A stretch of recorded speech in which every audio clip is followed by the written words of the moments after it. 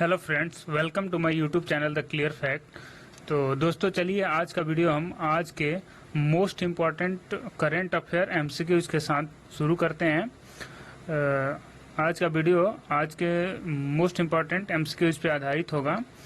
And दोस्तों, अगर अब तक आपने चैनल को सब्सक्राइब नहीं किया है तो चैनल को सब्सक्राइब करें तथा वीडियो को ज़्यादा से ज़्यादा शेयर करें। चलिए आज का हम पहला क्वेश्चन देखते हैं। प्रधानमंत्री नरेंद्र मोदी के अनुसार भारत का लक्ष्य वर्ष 2030 तक कितनी खराब भूमि को बहाल करने का है, जिसके लिए 4 ऑप्शन है। 4 ऑप्शन में आपको सही आंसर बताना है। चलिए पहला ऑप्शन देखते हैं। पहला ऑप्शन है 26 मिलियन हेक्टेयर। तो दूसरा ऑप्शन है 14 मिलियन हेक्टेयर। थर्ड ऑप्शन है आपका 20 मिलियन हेक्टेयर एंड जो फोर्थ ऑप्शन है वह 17 मिलियन हेक्टेयर। इसमें जो सही ऑप्शन है वह ऑप्शन ए यानी 26 मिलियन हेक्टेयर भूमि को बहाल करने का लक्ष्य है 2030 तक। आइए देखते हैं। भारत भूमि शरण तटस्थता की अपनी राष्ट्रीय प्रतिबद्धता को प्राप्त करने के लिए निरंतर प्रयासरत है। प्रधानमंत्री नरेंद्र मोदी ने 14 जून 2021 को आयोजित एक वीडियो कॉन्फ्रेंसिंग के माध्यम से संयुक्त राष्ट्र मरुस्थलीकरण, भूमि संरक्षण और सूखे पर उच्च स्तरीय वार्ता में बताया कि भारत का लक्ष्य वर्ष 2030 तक 26 मिलियन हेक्टेयर खराब भूमि को बहाल करने का है, ताकि 2.5 से 3 बिलियन टन कार्बन डाइऑक्साइड के बराबर अतिरिक्त कार्बन कमी प्राप्त की जा सके। आप लोगों को बताना चाहूँगा, कार्बन एमिशन आज का मतलब बहुत बड़ा चैलेंज है हमको कि कैसे कार्बन एमिशन रोका जाए। ठीक है, तो ये इन्वायरमेंट के नज़रिए से भी अपना 2030 तक का टारगेट सेट किया गया है। चलिए आज का दूसरा क्वेश्चन देखते हैं। कथित तौर पर डेल्टा कोविड-19 वेरिएंट के खिलाफ कौन सा टीका अधिक प्रभावी है? आप लोगों को बताना चाहूँगा, अभी रिसेंटली कोविड का एक न्यू वेरिएंट पाया गया है जो अपने इंडिया में मध्य प्रदेश में पाया गया है, जिसका नाम डेल्टा दिया गया है, जो माना जा रहा है कि जो लास्ट जितने वेरिएंट्स है उससे भी थोड़ा डेंजर है। ठीक है, तो आइए इसके लिए पहला ऑप्शन देखते हैं कोवैक्सीन, दूसरा ऑप्शन है फाइजर, तीसरा ऑप्शन है Sputnik V and fourth option है कोविशील्ड। ठीक है, तो इसमें दिए हुए 4 ऑप्शन में जो सही ऑप्शन है वो ऑप्शन सी यानी स्पुतनिक। स्पुतनिक काफ़ी इफेक्टिव है डेल्टा वेरिएंट के लिए। आइए देखते हैं। रूसी प्रत्यक्ष निवेश कोष यानी RDIF ने 15 जून 2021 को यह कहा कि इसका रूसी स्पुतनिक 5 कोविड-19 वैक्सीन अब तक किसी भी अन्य वैक्सीन की तुलना में वायरस के डेल्टा वेरिएंट के लिए खिलाफ अधिक सक्षम है। यह डेल्टा वेरिएंट, जिसे पहली बार भारत में पहचाना गया था, विश्व स्वास्थ्य संगठन यानी WHO द्वारा चौथे वेरिएंट ऑफ कंसर्न के तौर पर सूचीबद्ध किया गया है। ऐसा माना जा रहा है कि भारत में घातक दूसरी लहर सहित कई देशों में कोविड-19 संक्रमणों का पुनर्स्थान हुआ है। चलिए अगला क्वेश्चन देखते हैं। किस राज्य सरकार ने कोविड-19 की संभावित तीसरी लहर के लिए 5000 युवाओं को स्वास्थ्य सहायता के तौर पर प्रशिक्षित करने का निर्णय लिया है?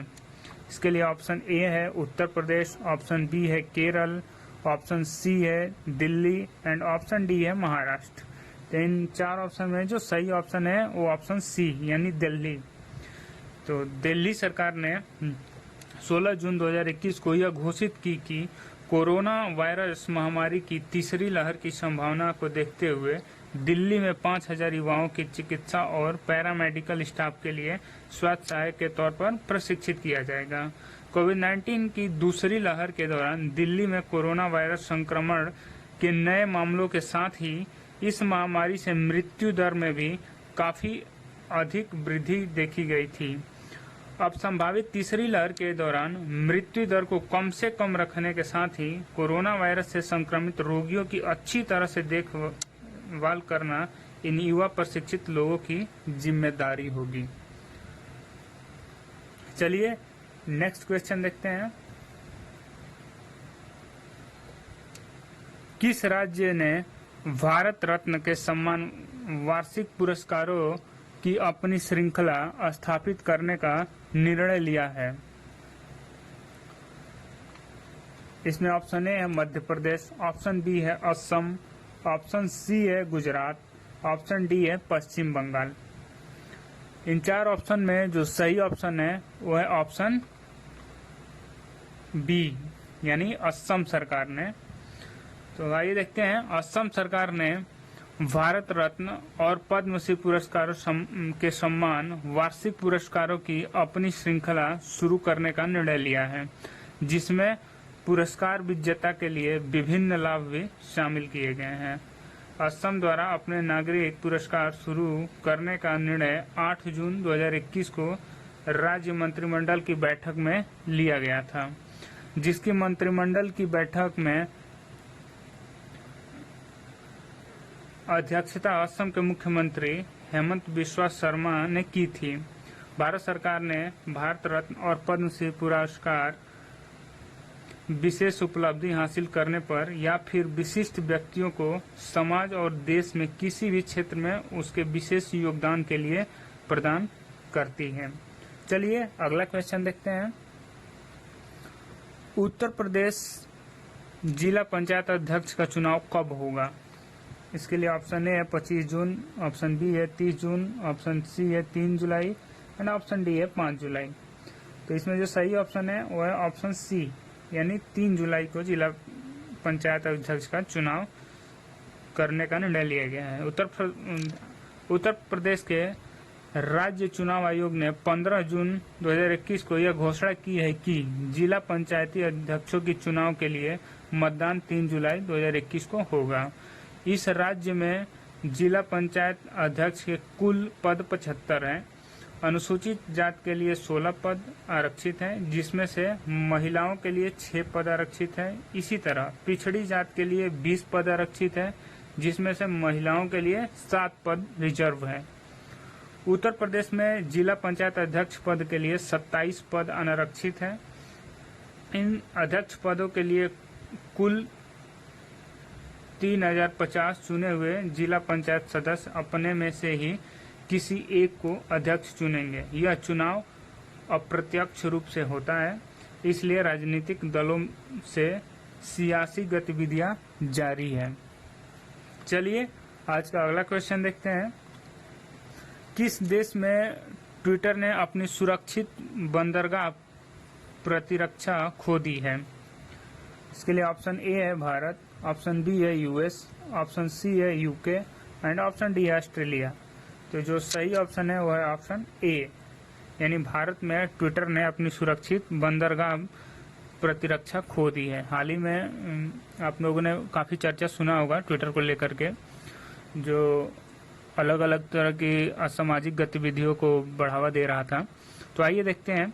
सोशल मीडिया की दिग्गज कंपनी ट्विटर ने भारत सरकार के नए आईटी नियमों के अनुरक्षित वैधानिक अधिकारियों की नियुक्ति में विफलता के कारण भारत में अपनी सुरक्षित बंदरगाह स्थल प्रतिरक्षा खो दी है। इसका मतलब यह है कि ट्विटर को अब आईटी अधिनियम की धारा 79 के तहत संरक्षित नहीं किया जाएगा और अब इसके शीर्ष अधिकारी अपने मंच पर सभी किस्म की सामग्रियों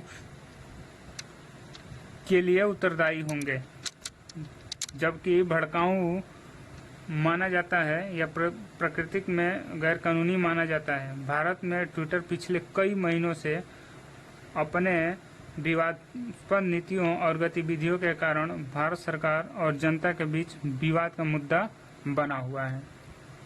आइए अगला क्वेश्चन देखते हैं। दुनिया का पहला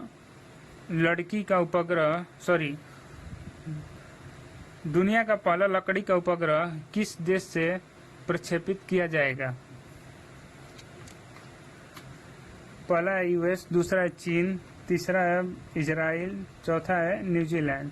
इसमें सही ऑप्शन है ऑप्शन डी, यानी न्यूजीलैंड से लकड़ी का पहला उपग्रह स्पेस में प्रक्षेपित किया जाएगा। आइए देखते हैं। यूरोपीय अंतरिक्ष एजेंसी यानी यूएसए ने वर्ष 2021 के अंत तक दुनिया की पहली लकड़ी के उपग्रह वाइसा वुडसैड को पृथ्वी की कक्षा में प्रक्षेपित करने का योजना बनाई है। इस उपग्रह को रॉकेट लैब इलेक्ट्रॉन रॉकेट पर न्यूजीलैंड में महिला प्रायद्वीप लॉन्च कॉम्प्लेक्स से लॉन्च किया जाएगा। इस उपग्रह का मिशन अंतरिक्ष यान संरचनाओं में प्लाईवुड जैसी लकड़ी की सामग्री की प्रयोज्यता का परीक्षण करना होगा और इसे विस्तृत समयावधि के लिए अत्यधिक अंतरिक्ष स्थितियों जैसे गर्मी, ठंड, अत्यधिक वैक्यूम और विकिरण के परखना होगा। चलिए अगला क्वेश्चन देखते हैं।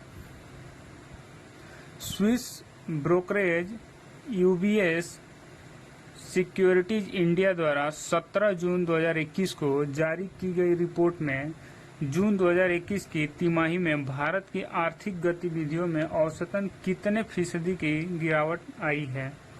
इसके लिए ऑप्शन ए है 18.3%, ऑप्शन बी है 12%, ऑप्शन सी है 15% एंड ऑप्शन डी है 16%। तो जो सही ऑप्शन है ऑप्शन बी यानी 12% का गिरावट आया है। आइए देखते हैं।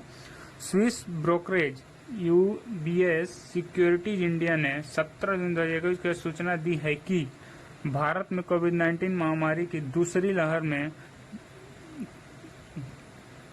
अप्रैल 2021 और मई 2021 के दौरान लगाए गए लॉकडाउन की वजह से देश की अर्थव्यवस्था वित्त वर्ष 2021 और 22 की पहली तिमाही में औसतन 12% तक संकुचित हुई है। भारत की अर्थव्यवस्था ने वित्त वर्ष 2021 में 7.3% तक सबसे खराब संकुचन देखा गया।